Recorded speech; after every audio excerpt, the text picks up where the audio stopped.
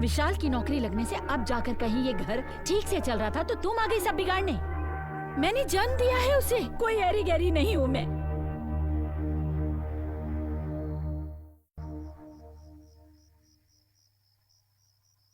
बाबा, रात के 3 बज रहे हैं।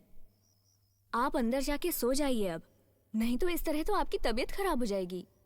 अरे अभी तक तुम सोई नहीं? क्या करूं, मुझे नींद नहीं आ रही। कब से घबराहट सी हो रही है। थोड़ी कॉफी बनाओगी मेरे लिए? हाँ ठीक है, तब तक मैं बाहर टहलता हूँ। ठीक है। अरे कौन है?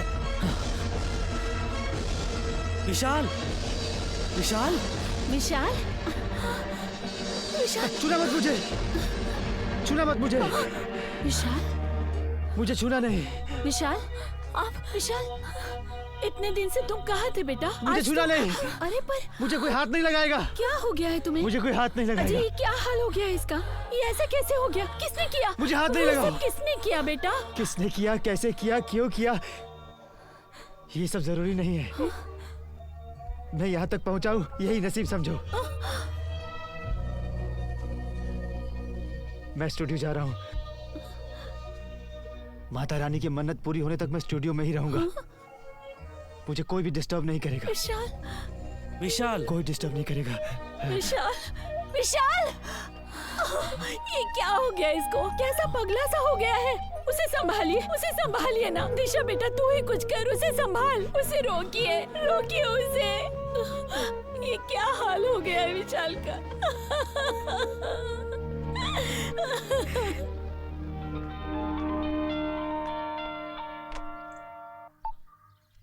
हेलो, हाँ बोलिए देशमुख अंकल। क्या? विशाल कब? हाँ क्या? 3 बजे? अच्छा, हाँ हाँ हाँ हाँ, ठीक है अंकल, आप फिक्र मत करो, मैं आ रही हूँ अभी। हाँ मैं तुरंत निकलती हूँ, इमीडिएटली। ओके, या बाय।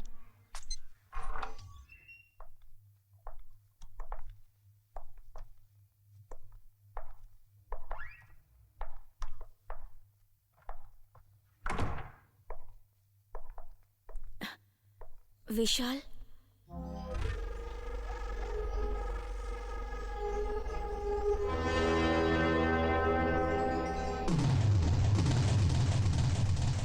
क्या हुआ विशाल? ऐसे कोई कैसे जिएगा? अब मेरे पास कहने के लिए कुछ भी नहीं बचा है।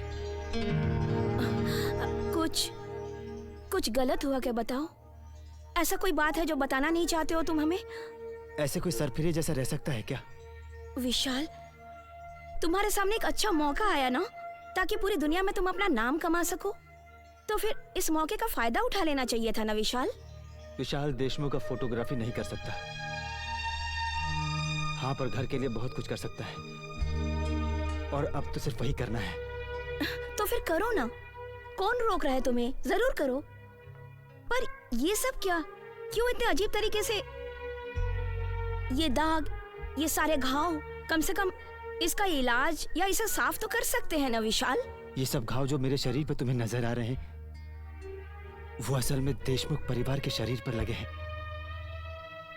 अगर इस समय मैंने आगे आकर कोई पहल नहीं की, तो ये घाव देशमुख परिवार पर हमेशा के लिए बने रहेंगे।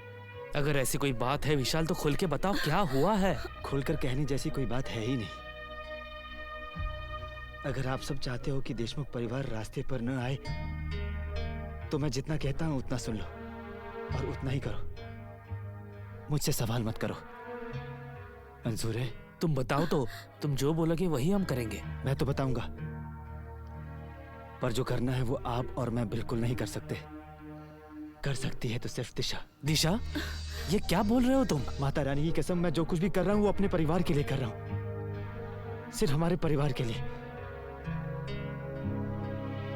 हाँ, ये सिर्फ दिशा ही कर सकती है। ये क्या बकवास कर रहा है? दिशा करेगी बोल रहा है? मैं करूंगा। नहीं। अरे कैसी बात कर रहा है ये? मैं ये काम करूंगा। दिशा ही करेगी।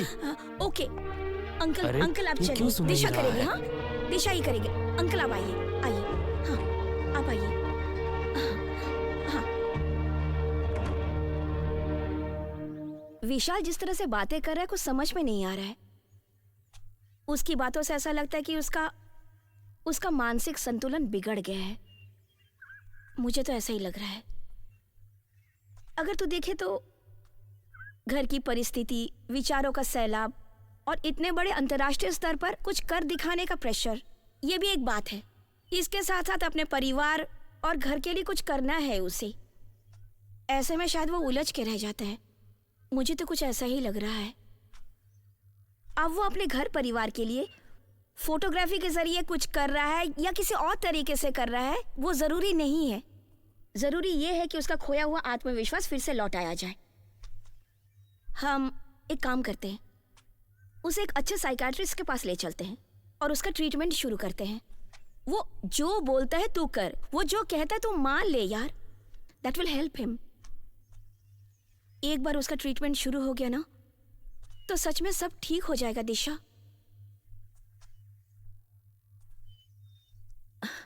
और मैंने एक फैसला लिया है।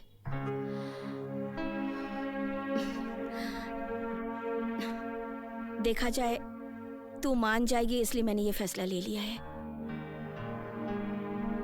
जो इस घर में चल रहा है उसका पीयू के कोमल मन पे बहुत असर पड़ सकता है। इसलिए मैं पीयू को अपने साथ लेकर खुद के घर जाना चाहती हूँ दिशा। अंकल ने उसके स्कूल से परमिशन भी ले ली है। और तू तो जानती है ना कि मेरी कजिन सिस्टर टीचर है, वो पढ़ाएगी पीयू को। मैं पीयू को आज लेकर जा रही हूँ। दिशा, इन हालातों में बस यही रास्ता बचा है हम लोगों के लिए।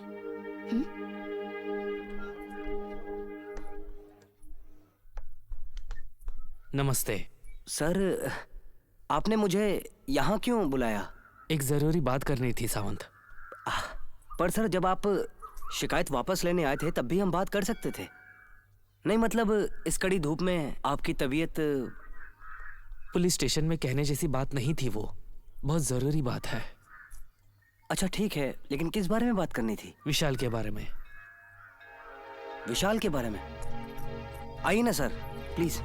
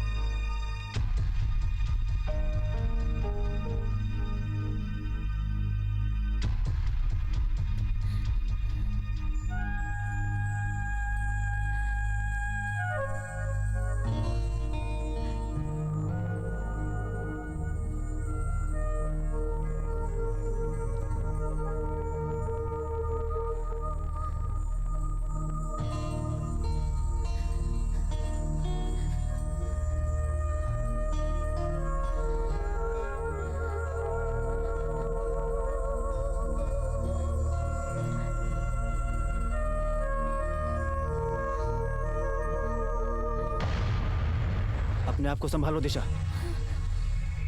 कुछ जिम्मेदारियां निभानी हो तो हमें अपनी भावनाओं को काबू में रखना बहुत जरूरी होता है।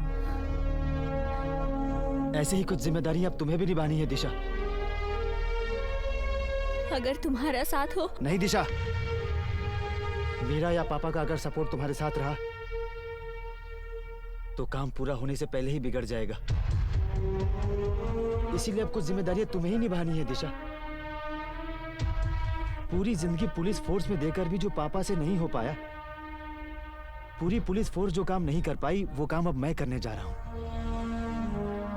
सिर्फ तुम्हारे हाथों से। इस घटना के हर एक पन्ने को पलटते हुए तुम्हारे मन में बार बार ये सवाल उठेगा कि आखिरकार ये मुझसे कैसे संभव हुआ।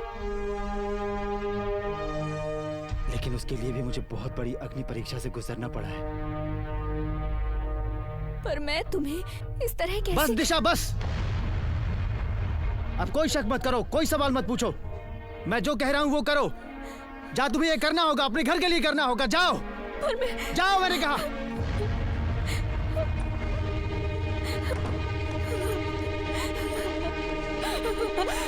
क्या हुआ, क्यों रो रही हो दिशा? आई कुछ अरे? नहीं।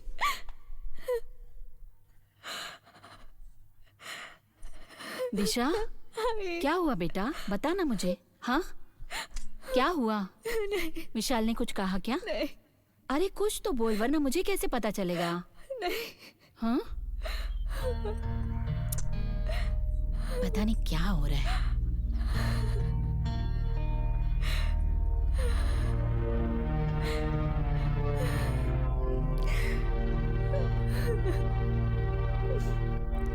तो ये सब प्रॉब्लम हुआ है।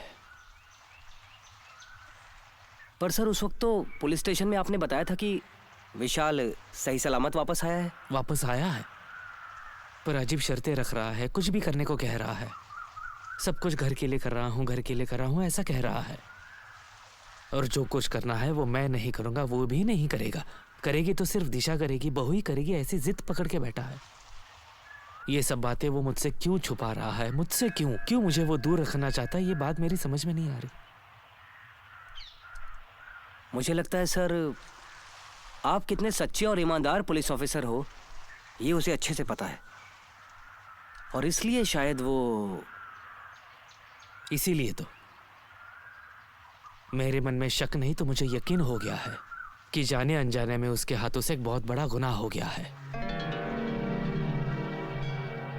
और इसीलिए ये सब बताने के लिए मैंने तुम्हें यहां बुलाया है। किसी को कुछ भी पता चले बिना तुम्हें इस मामले के बारे में जानना होगा, यही मेरी तुमसे विनती है। अरे सर आप हाथ क्यों जोड़ रहे हैं? बल्कि इतने कठिन हालातों में आपने मुझ पर भरोसा रखा, मेरे लिए यही बड़ी बात है। आई प्रॉमिस यू सर, जब तक इस मामले को सुलझा ना लूं तब तक मैं चैन से नहीं बैठूंगा। Thank you inspector. सभी चीजें मेरे घर में क्या हो रहा है वो देखना, खासकर विशाल के लौटने के बाद। क्या चल रहा होगा बहू के मन में, क्या गुजर रही होगी उस पर, उसके मन के हालात वो ही जाने। सर डोंट वरी, मैं खुद असम जाकर सारी चीजों की जांच पड़ताल करूंगा।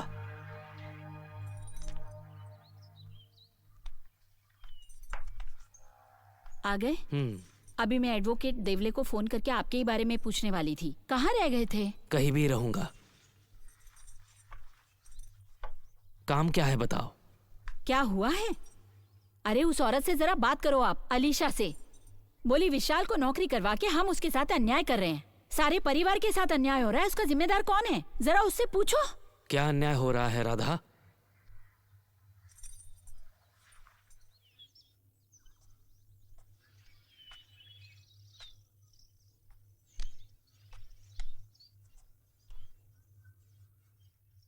एडवोकेट भिंगारी के ऑफिस जाकर अन्ना चाफेकर की फाइल चोरी करनी है। अन्ना चाफेकर कैसा आदमी है, कौन है वो, इसका कोई अंदाजा है क्या तुझे? दुनिया की नजरों में एक जाने माने उद्योगपति, लेकिन उसके तार एक बहुत बड़े इंटरनेशनल गैंग से जुड़े हुए हैं। किसने कहा ऐसा? विशाल। उसके गुनहगारों के साथ कनेक्शन के सारे सबूत उस फाइल में हैं। और इतना ही नहीं, पूरा प्लान बनाकर उनके रास्ते का कांटा बने मेरे ससुर जी को भी सस्पेंड कराने वाले यही हैं, अन्ना चाफेकर। ठीक है दिशा, रिलैक्स, यू जस्ट रिलैक्स। विशाल ने तुझे कुछ बताया कि एक फाइल कैसे लानी है, अपने हाथ कैसे लगेगी? हाँ हाँ, सोर्स बताया है उन्होंने। ओके। जैसे आसमान से कोई उल्का गिरती है ना, वैसे वो सोर्स उनकी नजरों के सामने आया है। उस सोर्स का नाम ही है उल्का। तो फिर आगे क्या करना चाहती है तू, बता मुझे। मेरे सामने अब सिर्फ 2 रास्ते बचे हैं, या तो सीधा प्रियंका को लेकर घर से निकल जाना, या तो फिर वो जो कुछ भी कहे ना वो मान लेना और हर तरह के खतरों का सामना करना।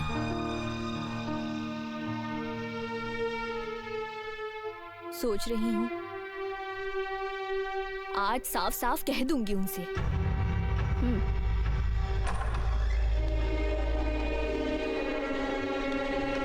रुको। क्या हुआ दिशा? क्या हुआ दिशा?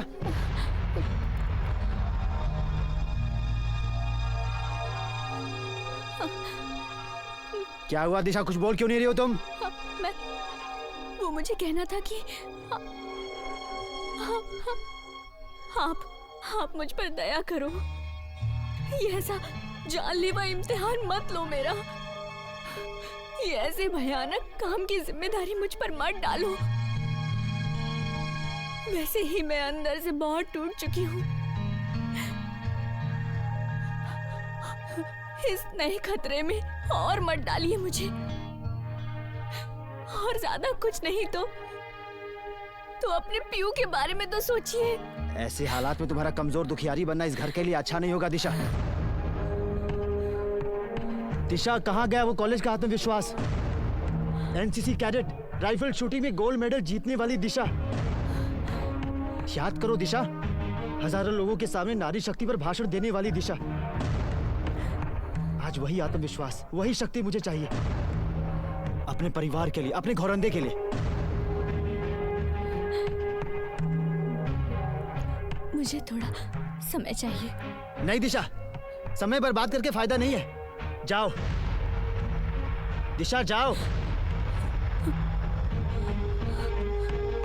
अगर समय निकल गया तो सपने मिट्टी में मिल जाएंगे। दिशा जाओ, कहा ना।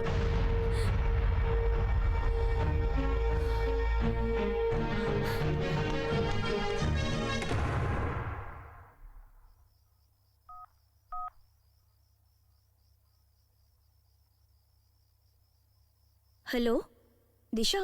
हाँ अलीशा, बोलो। दिशा, क्या फैसला किया तूने? क्या फैसला करूंगी? विशाल को सब साफ साफ कह दूंगी, यही फैसला किया था। पर उनके सामने आते ही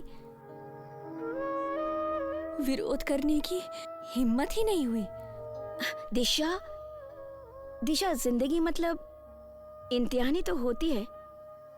क्वेश्चन पेपर को ठीक से, ध्यान से पढ़े बिना हम लोग तो उत्तर नहीं दे सकते ना, है ना? सच है, तेरी जिंदगी के प्रश्न पत्र में और मेरी जिंदगी के प्रश्न पत्र में बहुत फर्क है। तेरे प्रश्न पत्र के जवाब और उनके विकल्प सब पहले से ही ब्रैकेट में है, पर मेरे प्रश्न पत्र के जवाब वो कौन सी किताब में है? यहां से तो शुरुआत होती है। यह सब बहुत मुश्किल है मेरे लिए, बहुत मुश्किल। अरे यार, तू अपसेट मत हो। मैंने उस उल्का को ढूंढ लिया और वो हमसे मिलने को भी तैयार है। तो इसलिए तुझे जो ठीक लगे वही फैसला लेना, और तेरा जो भी फैसला होगा ना, उसमें मैं तेरा साथ दूंगी। Okay baby, bye. बाय।